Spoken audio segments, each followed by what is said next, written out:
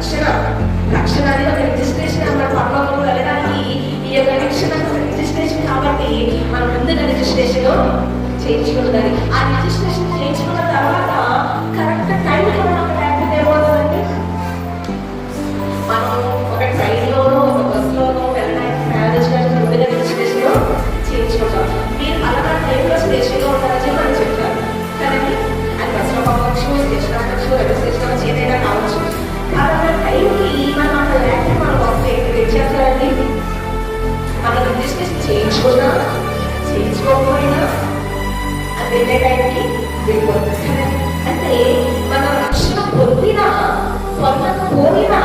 రాకడ సమయం వచ్చినప్పుడు ఎత్తబడేవారు ఖచ్చితంగా ఎత్తబడతారు, విడవబడేవారు ఖచ్చితంగా విడవబడతారు. ఈ మాట చాలా జాగ్రత్తగా గుర్తుపెట్టుకోవాలి. ఎందుకంటే కేవలం మన రక్షణ పొందుకుంటే మాత్రం సరిపోదు, కానీ సమయానికి మనం సిద్ధపడి ఉండాలి.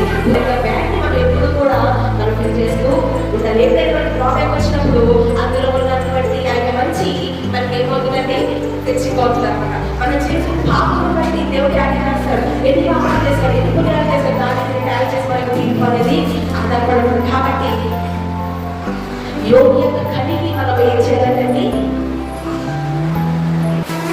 యోగ్యత కలిగి దేవుని శరీర రక్తంతో మనం తీసుకోవడానికి సిద్ధపడి ఉండాలి. ఈరోజు ప్రశ్నిస్తున్నదే ప్రశ్న, దేవుని శరీర రక్తంతో తీసుకోవడానికి సిద్ధపడి ఉన్నావా అని ప్రశ్నిస్తున్నాడండి.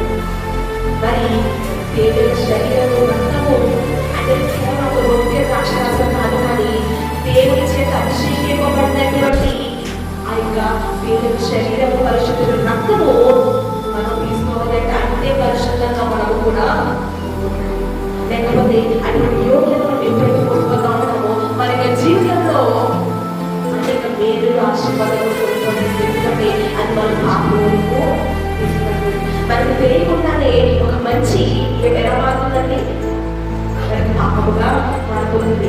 దేవుని శరీరంతో తీసుకోవడం పాపము కాదు, కానీ ఆ యోగ్యత ఎప్పుడైతే మనం తీసుకుంటామో అది పాపముగా మారుతుంది. కాబట్టి మనం చాలా జాగ్రత్తగా దేవుని శరీరం